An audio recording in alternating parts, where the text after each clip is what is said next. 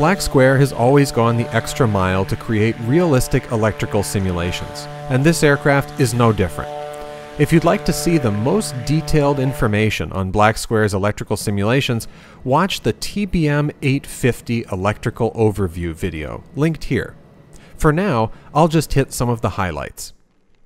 Batteries have internal resistance, which means that the voltage drops with increased load and inrush current. This voltage drop dims the incandescent lighting in the cockpit and slows down electric motors. You can see the lights dim and hear the electric motors slow down.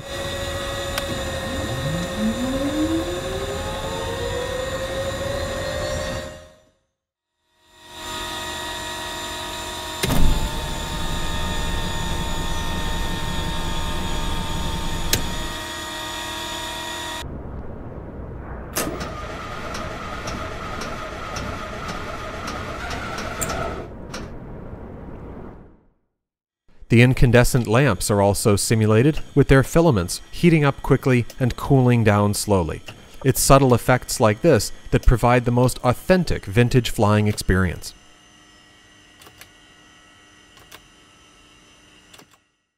Temperature is calculated throughout the electrical system, including at the circuit breakers, which is used to trip them only when current is flowing through them, but it can also melt the posts off of starter motors or generators.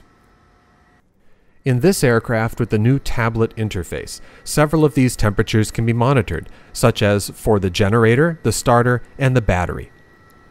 When temperatures are negligible, the casings of these equipment will be shown in metal gray. As they warm up, they'll pass through a color spectrum of blues, greens, and yellows up until red and magenta, which indicate impending failure. These temperatures are influenced by the load on the equipment, the ambient temperature, and the airflow accessible in each compartment. Battery temperature can also be monitored by the gauge on the panel.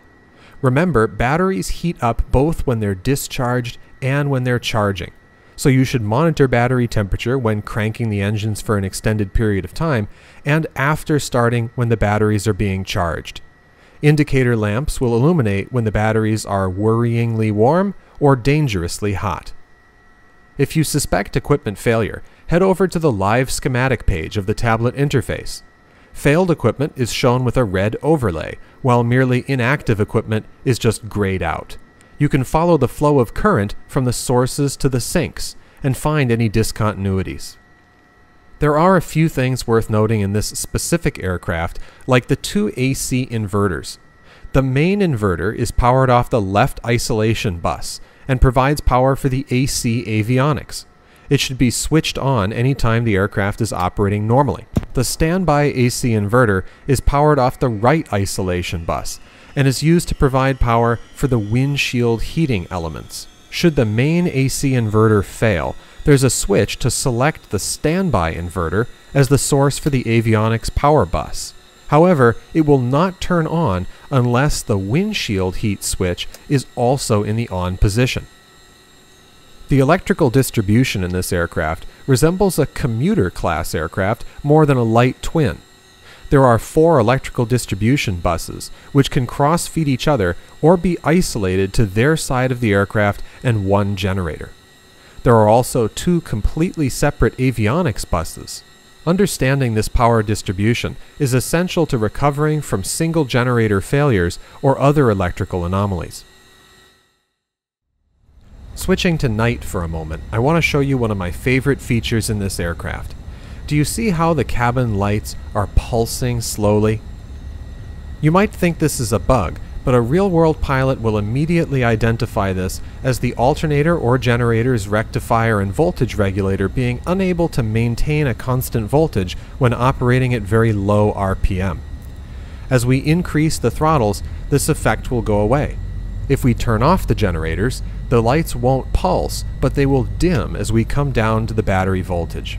This pulsing acts as an annunciator by fiat, reminding the pilot to keep the throttles bumped up above idle while running on the ground.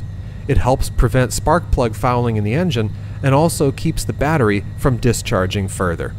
Subtle changes in cockpit lighting can also alert you to failures that may not present on the annunciator panel, especially because in Black Square aircraft, even the annunciators can fail. You might notice another subtle effect while operating at night when you turn on your avionics bus. If your strobe lights are also on, you'll hear a pulsing sound.